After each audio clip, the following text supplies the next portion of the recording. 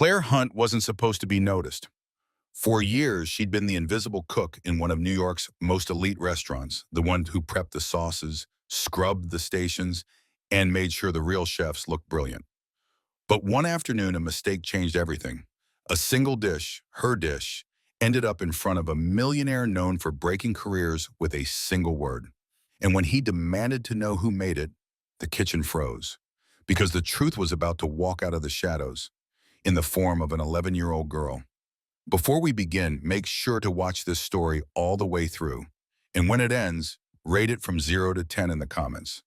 We'd love to know what it meant to you. Enjoy the story. The clock on the lobby mantel read 5:47 a.m. when Claire unlocked the side door of the Gilded Oak. The November air bit through her worn jacket, but she barely noticed anymore. She tied her hair back with a frayed elastic, straightened her apron, and stepped into the warmth of the sleeping kitchen, just like every morning for the past 6 years. No one greeted her, but somehow the entire operation relied on her. The Gilded Oak wasn't just a restaurant. It was a statement. Marble columns framed the dining room. Gold-trimmed mirrors reflected crystal chandeliers that cost more than Claire made in a year. White linen napkins were pressed with military precision. The wine list featured vintages older than her daughter. Men in tailored suits dined here. Investors, politicians, old money with new appetites. And in the kitchen, stainless steel gleamed like an operating theater. Claire moved through it all like a shadow. She deboned fish before the sous chefs arrived. She labeled sauces Chef Pascal would later claim as his own. She scrubbed blood off cutting boards until her knuckles cracked and bled into the bleach water. Her hands told the story her mouth never did. Calluses, burns, scars from years of work no one acknowledged. But Claire knew things. She knew the exact simmer time for every reduction. She could identify thyme from marjoram by scent alone. She understood when a sauce was about to break and how to save it with a whisper of cold butter. Yet no one ever asked her opinion. The most she ever heard were clipped orders. Faster. Clean this. You're in the way. As if she were just another appliance. Chef Pascal didn't just ignore her, he resented her. Not because she made mistakes. She didn't. But because she was quiet, competent, black, a single mother from the outskirts. And worst of all, she knew more than he wanted to admit. He'd catch her adjusting a temperature or fixing a plating error when he wasn't looking, and his jaw would tighten. She'd learned long ago, competence without permission was a threat. Still, she stayed. Because every evening after her shift, her daughter Annie waited in the corner booth near the service station. Homework spread out under the low kitchen lights, backpack at her feet, eyes wide and watchful. Annie was 11, small for her age, with her mother's quiet strength and her grandmother's sharp memory. Claire would sneak her a bite of bread, a taste of lemon glaze, a spoonful of potato puree, teaching her the language of flavor in stolen moments. Salt holds hands with sweet, baby, Claire would whisper. Tiny circles, soft wrist. And late at night, after the staff clocked out and the dining room went dark, Claire would stay. She'd pull leftover herbs from the walk-in, thyme sprigs too small for Pascal's standards, citrus peels destined for the trash, plantains she'd bought from her own grocery money. She'd experiment. Not for praise, not for credit, just to remember what cooking felt like when it wasn't about survival. She'd plate her creations in stainless steel containers and mark them with a small piece of masking tape. CL, staff taste. Then she'd tuck them into the back of the fridge where no one ever looked. No one ever noticed. Until the day George Mayer made a reservation. The announcement came during the morning prep meeting. Pascal's face went tight. The manager wrung his hands. George Mayer wasn't just wealthy. He was influential. An investor who'd built hotel empires and restaurant chains. A man whose single review could secure funding or kill a concept. He'd requested a private table during lunch service, and Pascal declared with barely concealed panic, "No errors, no deviations. Our future is on that plate." The kitchen moved like a ticking clock after that. Claire kept her head down. She diced shallots with mechanical precision. She wiped down stations, She kept Annie's homework corner tidy and out of sight, and during the chaos of prep, she let Annie help her finish a small side project, a honey-glazed duck with citrus thyme reduction and roasted plantain puree. It was for after the shift. A lesson in balance, a dish that tasted like Sunday mornings in her mother's kitchen. She labeled it carefully, CL, staff taste. Then she slid it into the walk-in, tucked behind the mise en place containers, and forgot about it. But someone else didn't. During the crush of lunch service, tickets printing, burners roaring, servers shouting table numbers, a line cook running late and flustered grabbed the nearest stainless container from the speed rack. He assumed it was part of Pascal's VIP prep. The tape was small, the handwriting easy to miss. He reheated the duck, plated it with surgical care, wiped the rim, and called across the pass. Table 5, fire! Pascal barely glanced. His focus was on 3 other tables. The dish went out. In the wood-paneled dining room, George Mayer sat alone at a corner table, red jacket perfectly tailored, napkin in lap, fork poised with the disinterest of a man who'd tasted everything. He took one bite, then he stopped. His hands came up slowly to his temples. His eyes closed. The fork hovered midair. Around him, the soft murmur of conversation continued, until he raised one finger and waved a server over with sudden urgency. Bring me the chef who made this. Now. In the kitchen, the message landed like a grenade. A server rushed to Pascal. Table 5 wants to meet the chef. Says it's the best thing he's ever tasted. Pascal's chest swelled. He wiped his hands, adjusted his toque, and strode toward the dining room. But halfway there, he hesitated. Something felt wrong. He turned back, scanning the pass. Who played at table 5? A junior cook raised his hand nervously. I did, chef. Grabbed it from the walk-in like you said. I didn't say anything about table 5. Silence. Pascal's eyes narrowed. Show me the container. The cook led him to the dish pit. There, rinsed but still marked, was a stainless lid with faded masking tape. CL, staff taste. Pascal's jaw clenched. He turned slowly, scanning the kitchen until his eyes landed on Claire, bent over a prep sink, scrubbing a sauté pan, unaware of the storm building behind her. Claire, she looked up. Did you cook something last night? The kitchen went still. Knives stopped moving. Burners hissed in the quiet. Annie looked up from her booth, eyes wide.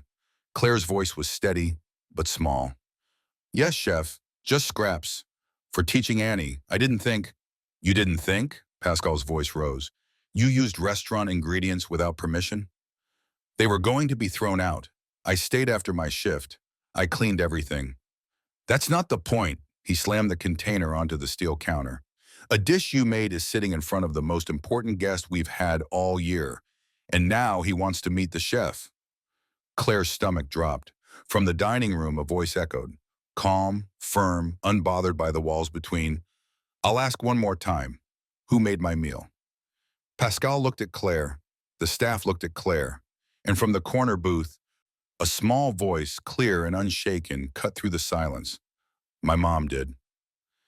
Every head turned. Annie stood up, apron too big, hands trembling, but eyes fierce, and the room held its breath. The kitchen didn't forgive mistakes. Claire had learned that long before Annie was born, back when she was 19 and desperately needed rent money. Back when a dishwashing job felt like salvation. 15 years later, she still carried that lesson in her bones. One slip, one burnt sauce, one moment of hesitation, and you were gone. Replaced before your apron hit the laundry bin. So when Pascal turned away from her with a sharp exhale and barked orders at the line cooks, Claire didn't speak. She just nodded, lowered her head, and returned to her station. Annie slipped back into the booth, hands folded, eyes watching everything.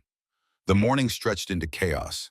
Tickets printed in rapid succession, white slips curling from the machine like accusations. Pascal prowled the pass, his voice cutting through the clatter of pans. Move faster! Table 9 is waiting! Where's the duck for 12? A junior cook stammered an apology as a beurre blanc split under the heat. Pascal seized the pan and hurled it into the sink with a crash that silenced the room. Worthless, he hissed. If one more plate leaves this kitchen late, you're all working doubles. Understand? The staff nodded in unison. Claire kept her eyes on her cutting board, dicing shallots with surgical precision. She'd seen this theater before. Pascal's rage was performative, designed to remind everyone who held the power. But today, with George Mayer's reservation looming, the tension was real. Jobs were on the line. Futures hung in the balance. Claire moved through it like water around stones. She prepped garnishes, restocked mise en place, wiped down stations between courses. And when the line cooks were too buried to notice, she slipped a small ramekin of citrus thyme reduction onto the counter near her cutting board. It was the sauce she'd been working on for weeks, adjusting acidity, balancing sweetness, coaxing out layers of flavor that reminded her of Sunday mornings when her mother would squeeze fresh lemon over fried plantains. Annie drifted over during a lull, homework finished, curiosity bigger than caution. "Can I help?" she whispered. Claire glanced toward Pascal. He was berating a server near the expo line, his back turned. She handed Annie a small whisk and the ramekin. "Tiny circles," Claire murmured. "Soft wrist. You want it smooth, like silk." Annie's tongue peeked out in concentration as she stirred, her small hands mimicking her mother's practice motion. "Tiny circles, soft wrist," she repeated under her breath, the mantra becoming muscle memory. Claire drizzled in a thread of honey, watching the emulsion come together. Salt holds hands with sweet, baby. That's the secret. Annie smiled, a quiet, proud thing, and Claire's chest tightened with the kind of love that hurt. This was why she stayed. Not for Pascal's scraps or the paycheck that never stretched far enough, but for this, teaching her daughter that creating something beautiful with your hands was power, even when the world tried to make you invisible. The tickets kept coming. By noon, the kitchen was a symphony of controlled panic. Burners roared, knives flew, servers shuttled plates through swinging doors. Claire plated appetizers in silence, wiped rims clean, and slid them onto the pass without a word. A flustered runner, new, barely 3 weeks in, grabbed hotel pans from the prep table and stacked them onto a rolling speed rack marked VIP only. His hands shook as he double-checked labels, sweat beading on his forehead. Claire finished the reduction, poured it into a small stainless steel container, and sealed it with a lid. She scrawled on a piece of masking tape, "CL Staff Taste." It wasn't for service, just a teaching tool, something to taste later with Annie after the rush died down. She turned to place it in the walk-in, but the runner was blocking the fridge door, arms full of pans for table 5, George Mayer's table. "Hereby," Claire said softly, handing him her container. "Can you put this in the back when you're done?" He nodded absently, balancing the load. "Yeah, sure." Claire returned to her station. Annie returned to her booth. The kitchen roared on, and in the chaos, the shouting, the clattering, the relentless pace of service, no one noticed when the runner, overwhelmed and hurried, placed the stainless steel pan labeled "Staff Taste" directly onto the speed rack beside the containers marked VIP Main. No one noticed the small piece of masking tape, half peeled and barely legible in the dim light of the service aisle. No one noticed that the dish Claire had made with her daughter's small hands, the honey-glazed duck with citrus thyme reduction and roasted plantain puree, was now sitting 3 inches away from the most important plate they'd serve all year. Not yet. The lunch rush hit like a freight train. Burners roared at full blast, flames licking the edges of sauté pans. Servers hovered at the pass, eyes darting between tickets and plates, voices clipped and urgent. "How long on table 7? Where's the appetizer for 12? Table 5 needs their entree now." The air was thick with steam, garlic, and the metallic tang of adrenaline. Pascal prowled the line like a hawk circling prey. His eyes tracked every motion, every flip of a pan, every wipe of a rim. Every second wasted, he barked commands without looking up. "Move! Fire table 9! Where's the duck for 5? I said fire!" The kitchen staff moved in sharp mechanical bursts, knife blades flashing, pans clattering, tickets printing in an endless, accusatory stream. At the guard manager station, Marcus, a line cook 3 weeks out of culinary school, was drowning. His hands shook as he plated a salad, vinaigrette pooling where it shouldn't. He'd overslept, missed the morning prep meeting, and walked into the shift already behind. Now, with George Mayer's table waiting and Pascal's eyes burning holes in his back, every second felt like a countdown to failure. "Table 5, where's the main?" the expo barked. Marcus's heart hammered. He spun toward the speed rack marked VIP only, grabbed the first stainless steel pan his fingers touched, and yanked it open. Inside, honey-glazed duck, golden and glistening, roasted plantain puree fanned beside it, citrus time reduction pooled like liquid amber. It looked perfect. He didn't check the label, didn't see the small piece of masking tape half peeled on the lid, didn't notice the faded handwriting that read CL Staff Taste. He just plated it. His hands moved on autopilot, wiping the rim with a clean towel, adjusting the garnish, adding a microgreen with tweezers. He slid it onto the pass and called out, voice cracking, "Table 5, fire!" Pascal glanced at the plate, nodded once, and the server whisked it away through the swinging doors. Marcus exhaled, wiped his forehead, and turned back to the mounting tickets. He didn't see Pascal's eyes narrow. Didn't see the faint flicker of confusion cross the chef's face as he watched the dish disappear. In the wood-paneled dining room, silence was a currency. Chandeliers cast soft, golden light over white tablecloths. Crystal glasses caught the glow. Men in tailored suits spoke in low murmurs, discussing mergers and quarterly earnings over aged wine. At the corner table near the window, George Mayer sat alone, red jacket perfectly pressed, napkin folded in his lap, eyes distant with the boredom of a man who'd tasted everything worth tasting. The server placed the plate before him with practiced reverence. "Your entree, Mr. Mayer." George barely acknowledged him. He lifted his fork with the mechanical detachment of routine, pierced a piece of duck, dragged it through the reduction, and brought it to his lips. Then he stopped. His jaw slowed, his eyes closed. The fork hovered midair, trembling slightly.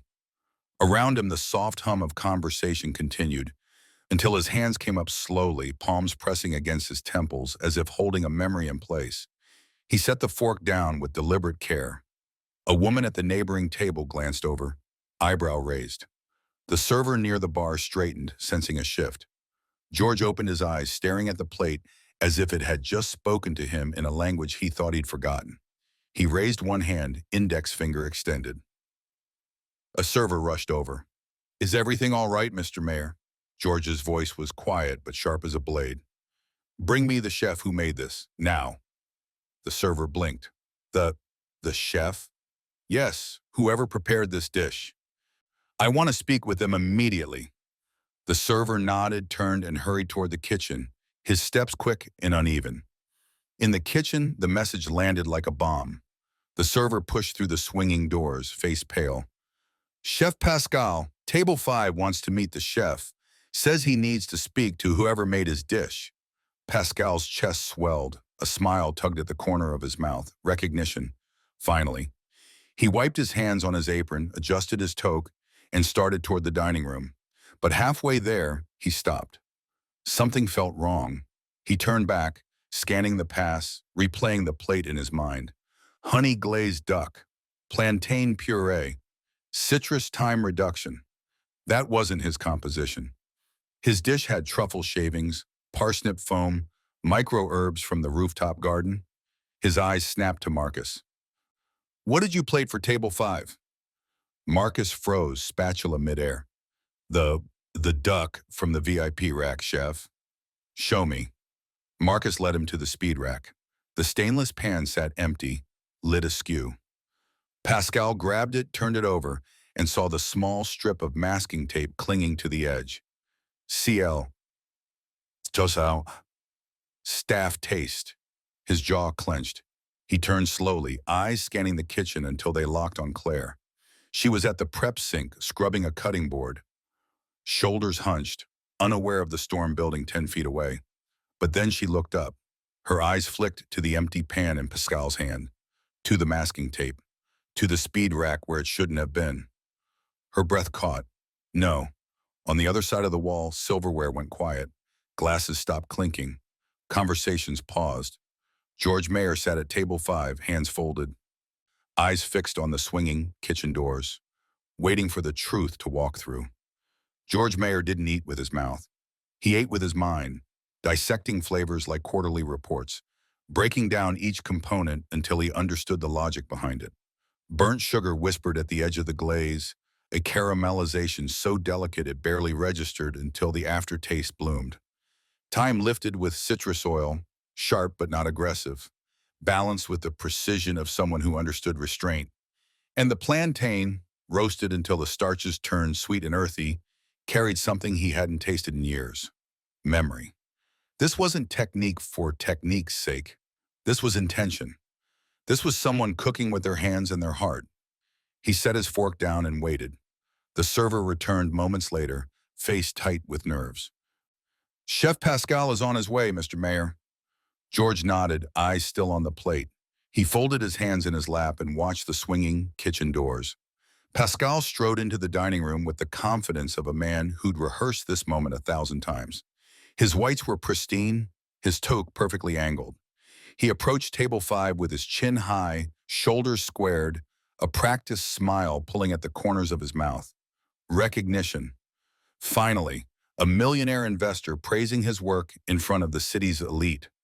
"Mr. Mayor," he said smoothly, extending a hand, "I'm Chef Pascal. I hope everything was to your satisfaction." George didn't shake his hand. He gestured to the plate instead. "This dish, tell me about it." Pascal's smile widened. "Ah, yes, my seasonal special. Honey glazed duck with a citrus thyme reduction. Something I've been perfecting for weeks." George's eyebrow lifted, a slow, deliberate arc. "Then why plantain instead of truffle shavings?" The question hung in the air like smoke. Pascal's smile faltered. I wanted to experiment, push boundaries, unexpected flavors." George leaned back, studying him. "And the burnt sugar in the glaze. Was that intentional or accidental?" "Intentional, of course." "Interesting." George's tone was flat, unreadable. "Because the balance suggests someone who learned this technique from necessity, not culinary school, the kind of cooking you do when sugar is a luxury and you can't afford to waste a single grain." Pascal's jaw tightened. "I assure you, Mr. Mayor, I prepared this dish myself." George said nothing. He just watched, waiting. In the kitchen, the air had turned to ice. Pascal had returned moments earlier, his face tight with barely concealed rage. He cornered the line cooks near the pass, voice low and venomous. "If anyone asks, I made that dish. You understand? It was my seasonal special. My recipe. If I hear otherwise, you're all done here." The staff nodded, eyes down. No one wanted to cross Pascal, not when rent was due and jobs were scarce. Claire stood at her station, hands submerged in soapy water, scrubbing a cutting board that was already clean. Her shoulders were rigid, her breath shallow. She could feel the weight of every gaze that avoided hers. A server, young, kind-faced, barely 20, leaned in as he passed, voice barely a whisper. "He wants the real chef. The guy at table 5, he knows it wasn't Pascal." Claire's jaw clenched. She kept scrubbing. The water was scalding, burning her cracked knuckles, but she didn't pull her hands away. She thought of Annie in the corner booth, doing homework, trusting her mother to keep them safe. She thought of the rent check due Friday, the electricity bill, the groceries she'd have to stretch another week. Everything was on the line. Say nothing. Keep your head down. Survive. But the truth sat heavy in her chest, pressing against her ribs like a stone she couldn't swallow. In the dining room, George Mayer pushed his chair back and stood. Conversations at neighboring tables paused. Silverware hovered midair. He walked slowly toward the kitchen, his red jacket a streak of color against the muted elegance of the room. The server at the bar straightened, eyes wide. The hostess took a step back. George stopped at the threshold of the swinging doors and turned back to face the dining room. His voice was level, calm, but cold enough to freeze blood. "I will ask once more. Who made my meal?" The room went silent. Every server, every guest, every member of the staff turned toward the kitchen. Through the small window in the door, Claire could see his silhouette, tall, unmoving, waiting. Her hands stopped scrubbing. Annie looked up from her homework, eyes wide, sensing the shift. And from somewhere deep in Claire's chest, beneath the fear and the exhaustion and the years of staying invisible, something stirred. The truth. It wanted to be spoken. Annie's heart pounded so loud she was sure the entire dining room could hear it. She sat frozen in the corner booth, homework forgotten, pencil trembling in her hand. Through the narrow window in the swinging door, she could see the man in the red jacket. Tall, still, waiting. And in the kitchen, her mother was shrinking.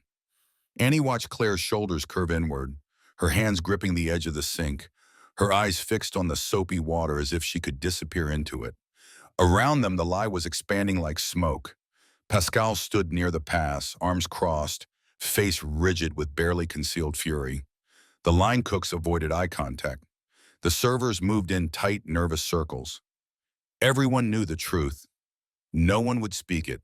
Annie's breath came shallow and fast. She'd been taught to stay quiet, to make herself small, to never draw attention in spaces that weren't built for people like them. Her mother had said it 100 times. Keep your head down, baby. That's how we survive. But Annie had also been taught something else.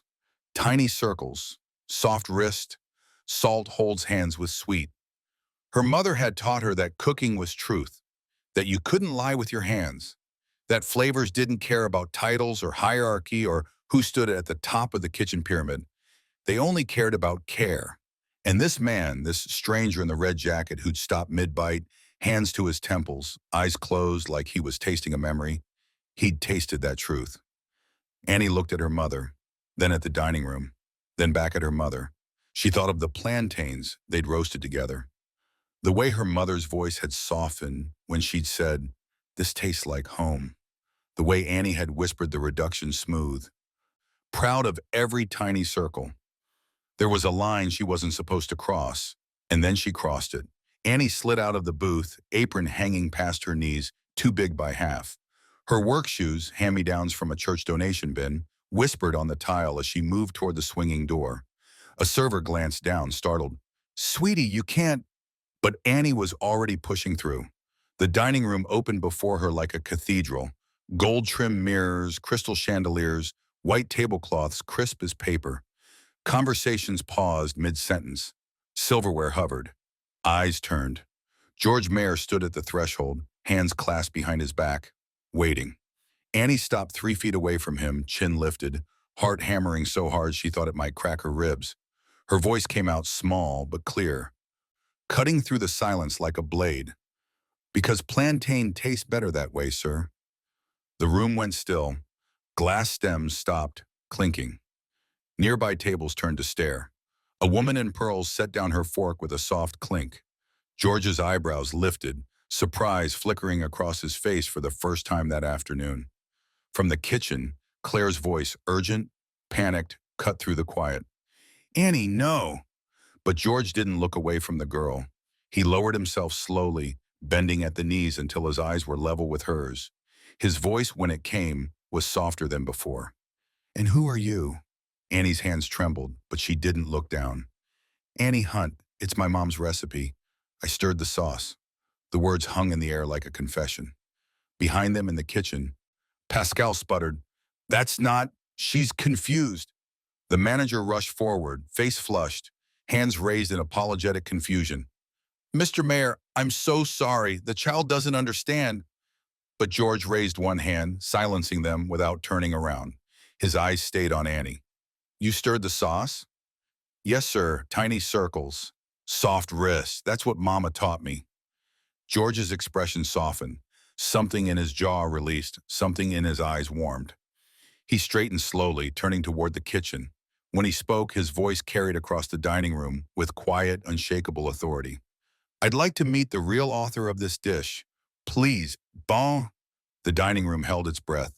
In the kitchen, every eye turned to Claire.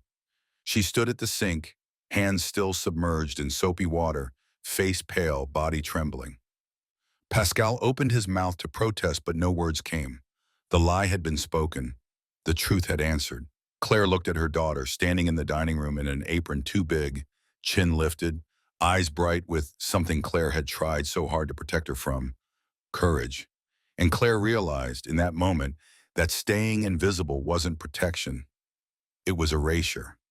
She pulled her hands from the water, dried them on her apron, took one breath, then another. She took one step forward, then another. Her work shoes whispered on the tile, soft, steady, inevitable. The swinging door opened. The dining room light spilled across her face, and Claire Hunt, the woman who was never supposed to be seen, stepped out of the shadows and into the truth. The dining room had never felt so vast. Claire stood at George Mayer's table, hands clasped in front of her apron, every eye in the room trained on her back. The chandeliers above cast light that felt too bright, too exposing. Her work shoes, scuffed and worn, looked small against the plush carpet. She was acutely aware of the kitchen grease still under her fingernails, the faint smell of bleach clinging to her skin, the way her chef's whites were a size too big because they'd been handed down from someone who'd quit 3 years ago. George gestured to the chair across from him. "Please sit." Claire hesitated. Staff didn't sit with guests. It wasn't done. But George's expression was calm, expectant, and Annie stood beside her, small hands slipping into hers, anchoring her. She sat. George leaned forward, elbows resting on the white linen, fingers steepled. When he spoke, his voice was quieter than before. Not accusing, just curious. "Why plantain?" The question hung between them. Claire took a slow breath. Her voice, when it came, was steady, not loud, but clear. "It tastes like home.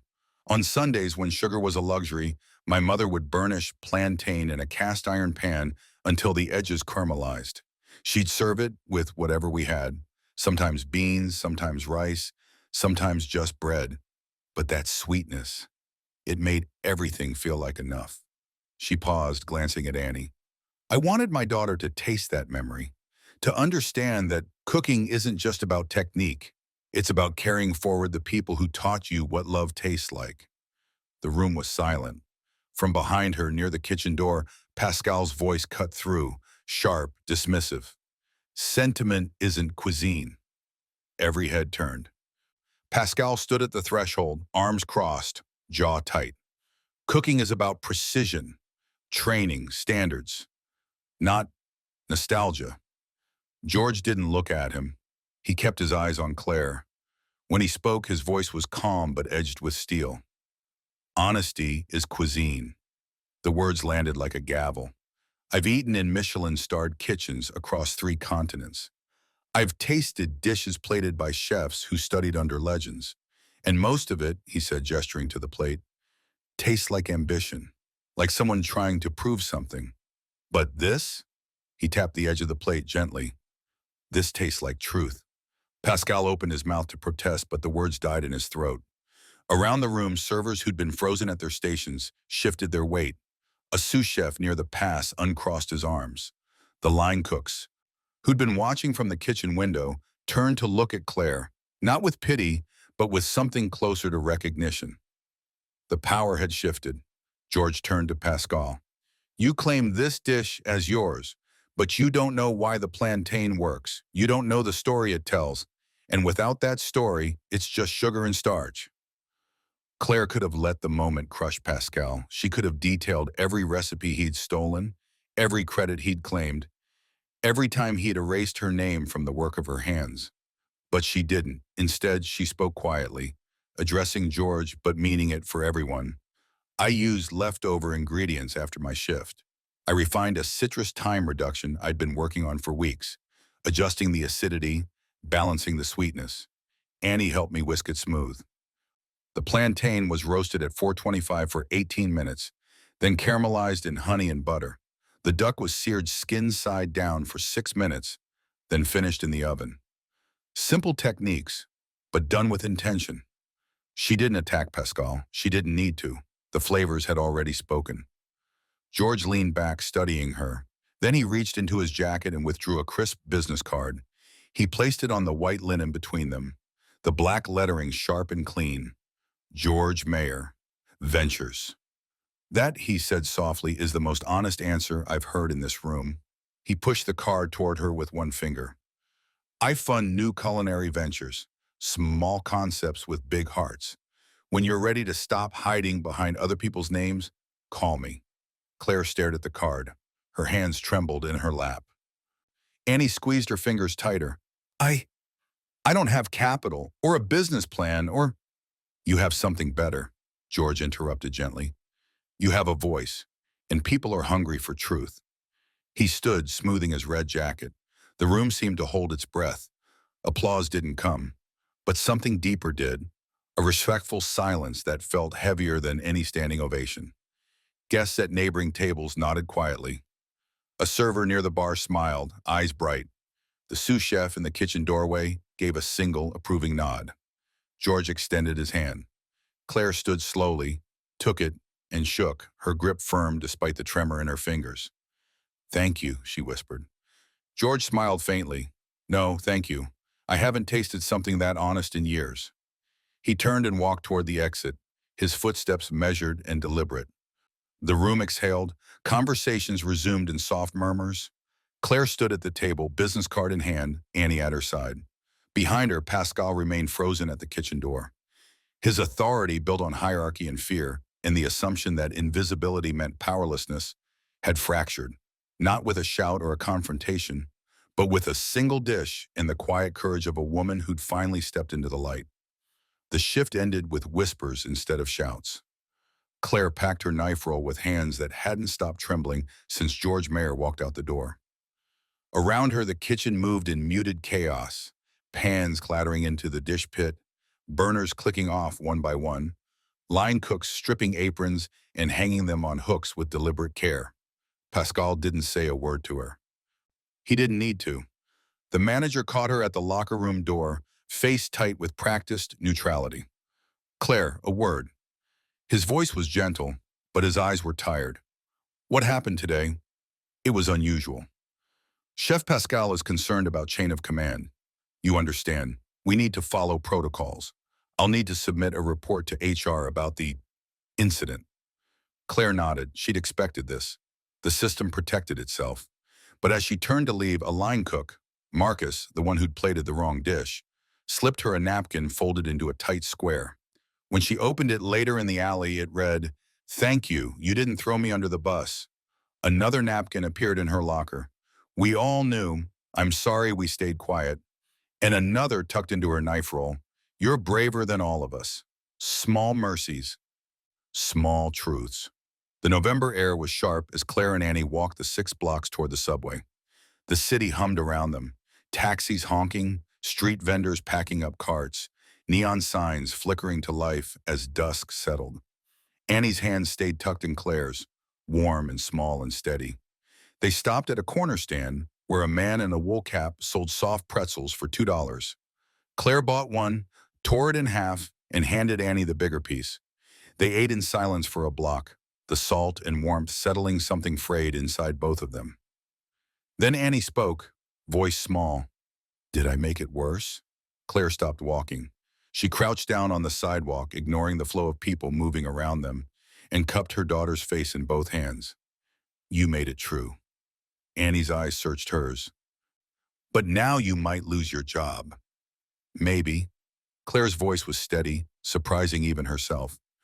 "But you taught me something today, baby. Staying invisible doesn't keep us safe. It just keeps us small." Annie's lip trembled, then steadied. "Tiny circles?" Claire smiled through the ache in her chest. "Tiny circles. Soft wrist. Always." They stood, fingers intertwined, and kept walking. 15 blocks north, George Mayer sat in the back of his town car, city lights streaking past the tinted windows. His assistant, a sharp woman named Diane, who'd been with him for 8 years, scrolled through her tablet, eyebrows furrowed. "I looked into the Gilded Oak. Chef Pascal has credentials. Culinary Institute of America. Worked under Daniel Boulud. Press coverage. The woman, Clair Hunt, has no formal training, no portfolio, no social media presence."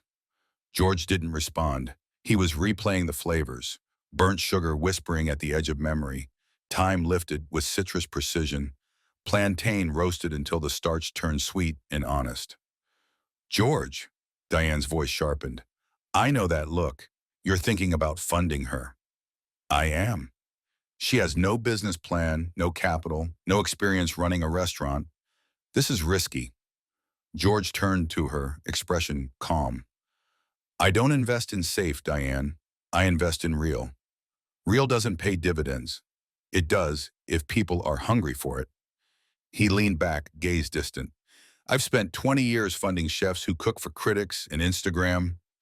Every dish is engineered for applause. But that meal today, he shook his head slowly. That was the first time in a decade I tasted something that made me feel instead of think. Diane sighed, tapping her tablet. So what do you want me to do? Send her a text, simple. If she wants a tasting day, I'll give her kitchen space. One Sunday. No pressure, just possibility. Diane typed without arguing further. She knew that tone. George Mayer had made his fortune trusting instincts that looked reckless to everyone else. Claire's phone buzzed as she and Annie descended into the subway station. She almost ignored it. Late-night texts were usually shift changes or bills she couldn't pay yet. But Annie tugged her sleeve. Mama, check it. What if it's important? Claire pulled the phone from her pocket. The screen glowed in the dim station light. Unknown number. If you want a tasting day, kitchen space is yours for one Sunday. No strings. Just bring your truth. George Mayer. Claire stopped walking. People flowed around her, commuters rushing home, teenagers laughing, a man playing violin for spare change.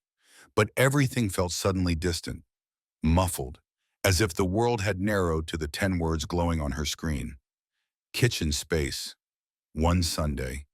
Your truth. Her breath came shallow. Fear and hope tangled in her chest so tightly she couldn't tell them apart. Annie leaned against her side, reading over her shoulder. When she spoke, her voice was clear. No hesitation, no doubt. Say yes, Mommy. Claire stared at the screen, at the possibility, at the risk, at the chance to step fully into the light instead of borrowing it in stolen moments after midnight. Her thumb hovered over the keyboard, and for the first time in years, Clair Hunt let herself imagine what it would feel like to cook her own truth. Not in shadows, but in the open, with her daughter beside her and her name on the door.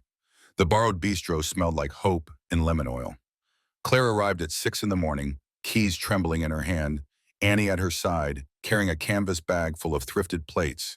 Mismatched but clean, each one carefully chosen from the Goodwill on Amsterdam Avenue. The space was small, tucked between a laundromat and a bodega on the edge of Harlem. George had arranged it through a contact who owed him a favor. The burners were old but functional, the oven door stuck, the walk-in fridge hummed too loud. But the morning light streaming through the front windows, was perfect. Claire set down her knife roll and exhaled. Annie moved through the space like she'd been doing this her whole life, folding cloth napkins into triangles, setting a tiny glass vase with a single daisy on each of the 6 tables. She'd written the menus by hand the night before, careful block letters on cardstock. Annie's table, a Sunday tasting. The menu was short, soulful, honest, honey-glazed duck with roasted plantain puree, thyme citrus greens with burnt sugar, vinaigrette, Sunday pot roast croquettes with pepper jelly, mango ginger iced tea, 4 dishes, 24 plates.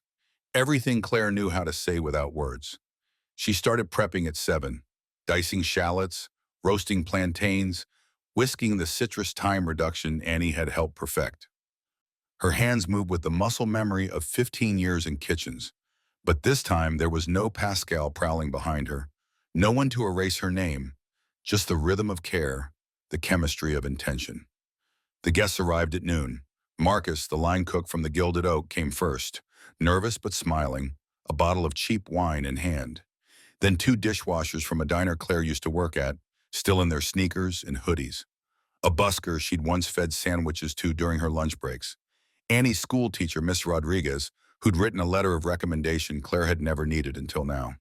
2 neighborhood aunties who'd watched Annie after school when money was too tight for daycare. And tucked in the back corner, unannounced but unmistakable, a food critic from a local blog and a sous chef from a restaurant in Brooklyn. George's work. Quiet invitations slipped into the right hands. Claire's chest tightened when she saw them through the kitchen window. Industry folks, people who could make or break a reputation with a single tweet. Annie squeezed her hand. Mama, they came to taste truth, remember? Claire nodded, swallowed the fear, and plated the first course. Service moved like a heartbeat, steady, solemn, intimate. Plates left the kitchen like messages. Claire watched through the narrow window as they reached the tables. The honey-glazed duck glistened under the afternoon light. The plantain puree fanned beside it, caramelized edges catching gold. The citrus thyme greens were bright and sharp, dressed just before plating. The first bite brought silence. Not awkward, not empty. The kind of silence that meant something was being tasted not just with mouths but with memory. Shoulders lowered, eyes brightened. Forks paused midair as flavors unfolded. Burnt sugar whispers, thyme lifted on citrus oil, the earthy sweetness of plantain cooked with care. Ms. Rodriguez closed her eyes and smiled. Marcus set down his fork and nodded slowly, like he just understood something he couldn't yet name. One of the aunties whispered, "This tastes like my mother's kitchen," the holiest compliment. George Mayer sat at the table nearest the window, red jacket traded for a simple gray sweater. He didn't take notes, didn't photograph his plate. He ate slowly, deliberately, tasting each component, the duck, the reduction, the plantain, then watching the room instead of the food. He saw what mattered. A busker wiping his eyes with the back of his hand. Annie refilling water glasses with professional care. Afwani tied twice around her waist. Claire moving between the kitchen and the dining room, checking in with quiet grace. Never hovering, always present. This wasn't about technique, it was about connection, about feeding people in a way that made them feel seen. George leaned back, arms crossed, and smiled faintly. When the last plate was cleared and the last glass of mango ginger tea poured, Claire counted the square cash box at the tiny corner desk. Her hands shook as she stacked the bills. Fives, tens, 20s, a few crumpled singles. The total came to $418, more than she'd seen in months, more than she'd dared hope for. Annie leaned against her shoulder, exhausted but glowing. "We did it, Mama. We did," Claire whispered, voice thick. Then she saw it, tucked beneath the cash tray, folded in crisp white paper. A note, handwritten, simple. "Let's talk lease. GM." Claire's breath caught. She read it twice, 3 times. The words didn't change. Lease, not funding, not mentorship. Lease, a space, a future, a chance to build something that carried her name and Annie's courage, and every Sunday her mother had ever cooked plantains in a cast iron pan. Annie looked up, eyes wide. "What does it say?" Claire couldn't speak. She just handed Annie the note and pulled her close, pressing her face into her daughter's hair, shoulders shaking with something too big for words. Outside, the November sun dipped low, casting golden light through the bistro windows. And for the first time in her life, Clair Hunt let herself believe that truth, spoken with courage and cooked with care, might actually be enough. 3 months later, the sign painter finished the last stroke just after sunrise. Annie's table, the letters hand-painted in warm gold against deep green, curved soft and deliberate like someone had written them with care instead of a stencil. No velvet rope blocked the entrance. No marble columns framed the door. Just a brass bell hung above the frame, waiting to announce each arrival with a gentle chime. Claire stood on the sidewalk, arms crossed, staring at her name, their name, painted on glass for the world to see. Her chest felt too full, too tight, like her ribs couldn't contain everything rising inside her, and Annie appeared at her side. Apron already tied twice around her waist, posture straight as armor. "Mama, people are coming." Claire nodded, swallowed the thickness in her throat, and stepped inside. The dining room was small, 12 tables, mismatched chairs, walls painted warm ochre to catch the morning light. Handwritten menus sat in simple wooden holders. No sommeliers, no white gloves, just honest plates and the promise of care. Opening day brought a quiet crowd, neighbors who'd watched the build-out with curiosity, former co-workers who'd slipped Claire napkin notes of support, a couple of food bloggers George had quietly nudged in their direction. Marcus stood near the host stand, no longer a nervous line cook, but Claire's sous chef, calling prep orders with steady confidence. The first order came at 11:47 a.m. Table 3, honey glazed duck with roasted plantain puree, the signature dish. Refined now, plating tighter, garnish more deliberate, but faithful to the memory that started everything. Claire plated it herself, wiping the rim with practiced precision, then handed it to Annie. "You carry this one, baby." Annie's eyes widened. Then she nodded, lifted the plate with both hands, and walked it to table 3, a young couple holding hands across the table, nervous first-timers. Her posture was proud, professional, seen. When she returned, Claire squeezed her shoulder once. No words, just the quiet language of a promise kept. By midday, the kitchen had found its rhythm, orders called, pans sizzling, plates leaving the pass in steady waves. The dining room hummed with soft conversation, laughter, the scrape of forks against ceramic. No one rushed, no one shouted. It wasn't case, it was care. A folded newspaper sat on the corner of the expo station.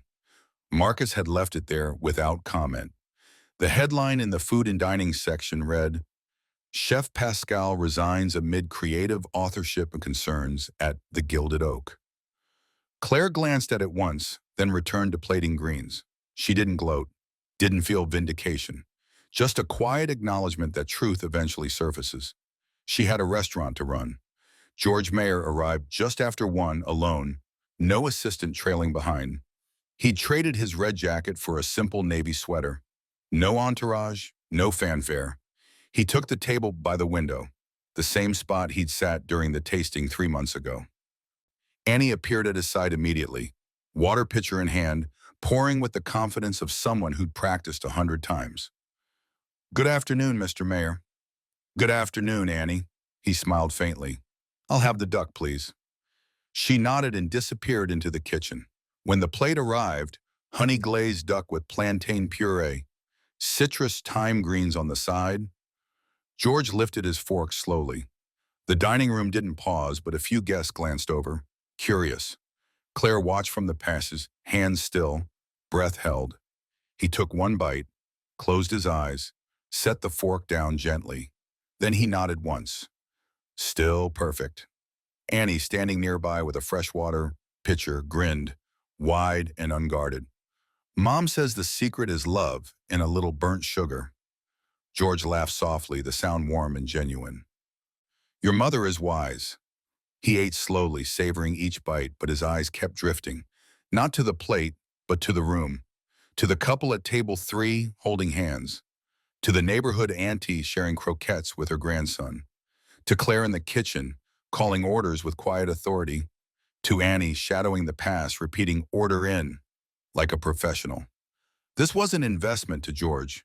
It was transformation. He'd come searching for honesty in a world built on performance, and he'd found it in a dish made by a woman the industry had tried to erase. He'd bet on truth, and truth had built something worth believing in. At 2:30 p.m., the bell above the door chimed. A new guest stepped inside, a man in a pressed suit, briefcase in hand, scanning the menu board with polite curiosity. He took a seat at table 7, ordered the duck, and ate in thoughtful silence. When he finished, he set his fork down and waved Annie over. "Excuse me," he said, half smiling. "Who made this?" The dining room went quiet, not silent, not tense, just aware. Forks paused. Conversations softened. A few guests glanced toward the kitchen, knowing smiles forming. Before anyone could answer, Annie stepped forward, shoulders back, chin lifted, voice clear and proud.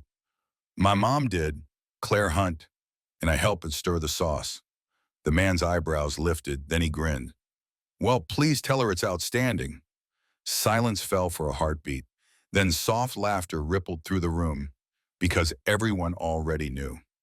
In the kitchen, Claire leaned against the prep counter, eyes closed, letting the sound of the dining room wash over her. Laughter, silverware clinking. The bell chiming as another guest arrived, Annie's voice calling, "Order in," with the confidence of someone who'd been taught that truth was worth speaking, even when the world tried to silence it. This wasn't a grand triumph. No applause, no awards. But the room belonged. To the people eating, to the daughter serving, to the mother who'd finally stopped hiding.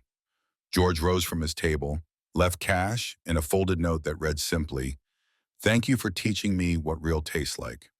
He walked toward the door, pausing to nod at Claire through the kitchen window. She nodded back, no words, just mutual respect. The bell chimed as he left, and Annie's table kept cooking. If this story moved you, share the moment. Don't let it fade. Follow Motherland Stories and tap that like button to keep these voices alive. Every day we uncover strong stories, raw truths, and quiet acts of courage that shape our world. Join a circle of listeners, dreamers, and changemakers, because every story deserves to be heard. This wasn't just an episode, it was a call to remember. Silence hides injustice. Courage exposes it. At Motherland Stories, we don't turn away. We bear witness. Subscribe and stand with stories that challenge power and celebrate truth.